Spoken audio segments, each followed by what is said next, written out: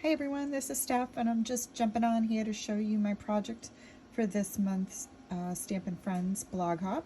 Our theme this month is tags, boxes, and bags, or tags, bags, boxes. I don't know. I always say it wrong.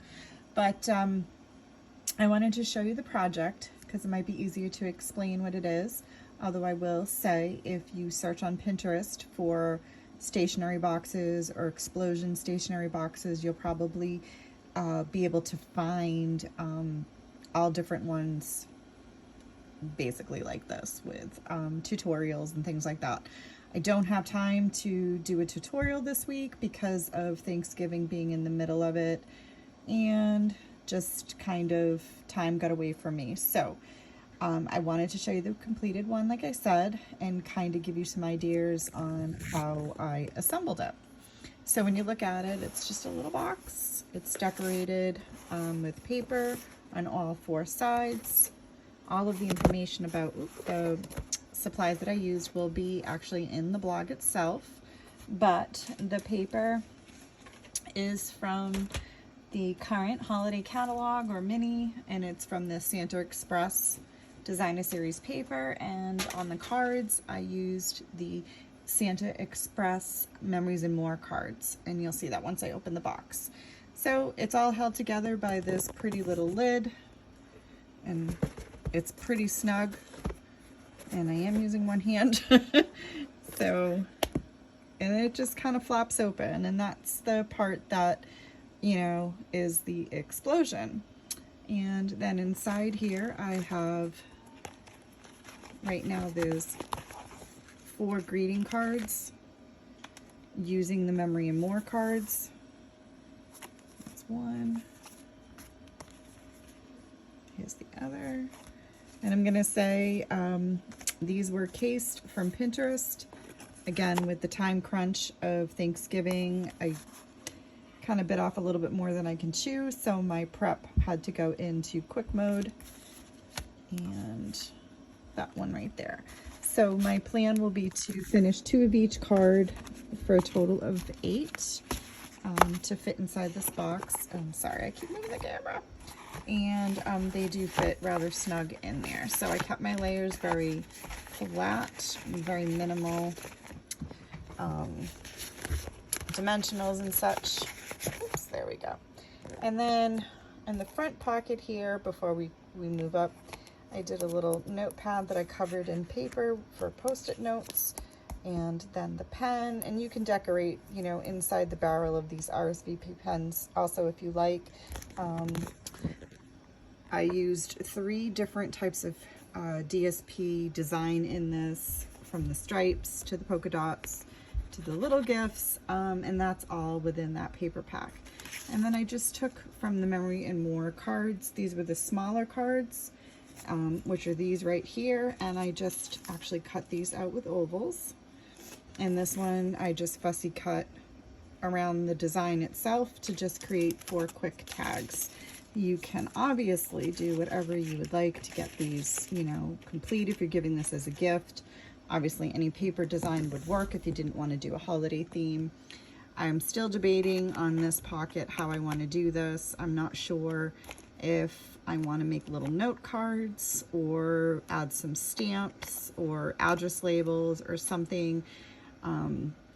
If I'm giving it to a person as a gift that they can mail and use this again, maybe a greeting card list that they can keep track of cards that they've given and received. So right there, that's a little bit up in the air. I will say though, on this, with the measurements, the RSVP pen just fits very snugly in here, so be aware of the length of your pen if you're going to include a pen. So let me explain to you the supplies and how we did this.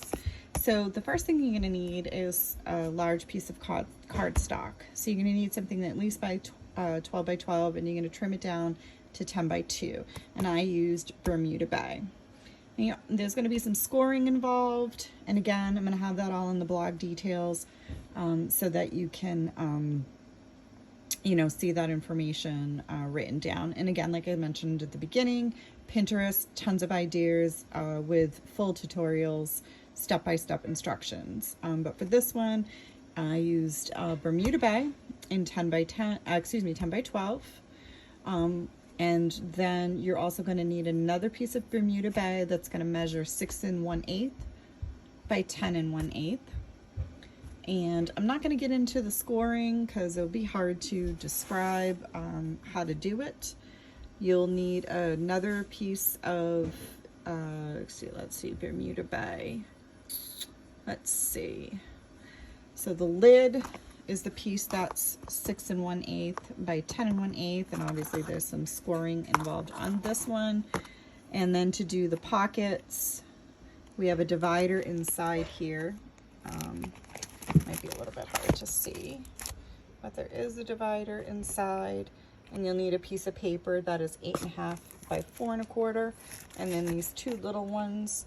One is 2 by 5 1/2, and the other one, this little one, is 2 by 4 1/2. And then you're just going to layer your paper, and this is where it gets a little tricky as far as sizes. So you'll want to be paying attention when you're putting this all together to have the right paper go, you know, in the right spot.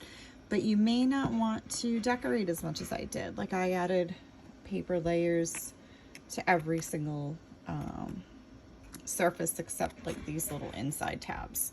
So you decide, you know, what you want to do. But if you're going to kind of mimic this, you will need, for the box itself, this one is, let's see, 5 3/4 by 4 3/4. And then you move down to 5 3/4 by 2 3/4. And I believe, let's see, 1 3/4 by 2 1/4. And I forgot the measurements of that one. Oopsie. Let's do this really quick. And I apologize. I know this video is quick, very rough. But this is 2 1/4 by 1 3/4. So I take that back. This is the 1 3/4 by 2 3/4, and so I gave the wrong one on this side. So this one is 3 1/4 by 1 3/4. My apologies, I had my notes written backwards.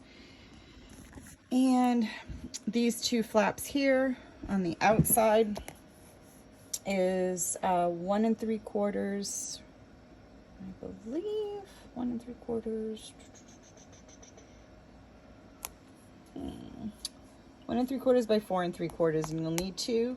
Then the inside one is 5 3/4 by 4 3/4, and then you kind of mimic that on the outside. So for the outside, the front and back would be the same size, so you'll need a 5 3/4 by 4 3/4 for this side and this side. And then again, 1 3/4 by 4 3/4, you'll need two of these for the outside panel. And I will say, if you're using a directional type of paper versus just a pattern like the stripe or the dots that's kind of everywhere, you'll need to pay attention to gluing this on. As when this folds up, the ho-ho-ho is facing in the right direction in the front and in the back. And so that's just something you want to keep in mind, because when it flaps down, you don't really see it. So you could make the mistake when assembling it upside down. And I am hoping maybe at the end of the holiday week to put together an actual tutorial, so this will make a whole heck of a lot more sense.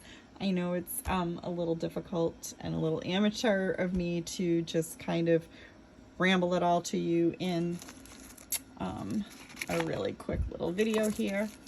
And then on the lid, you're going to need 3 pieces. So back, front, top, and front. And those will all measure 1 3/4 by 5 3/4. And then the two edges, I did 1 3/4 by 1 3/4, and you'll need 2 of those. And then I just finished around here with a ribbon. And as you saw when my box is up, I didn't decorate the front. I left it with the paper, very simple, no extra decor or embellishing on that. Because when you lay this flat, this could be a surface people are going to write on. You could do a little pocket here with stamps. I had thought of doing a little bit of a calendar, but I left it kind of blank. This one's definitely my prototype. I kind of threw this together and then decided how I wanted to use it. So super, super cute. The lid holds it all together. It's kind of hard to fold it up and be on the phone. I don't have my stand ready, but when you close in both sides, the lid will fit snug on top. So yeah, so stay tuned. If you follow me on YouTube, my channel is Stampin' and Scrappin' with Steph, and I will update this blog if I do get a chance to make a tutorial, but feel free to message me with any questions that you have.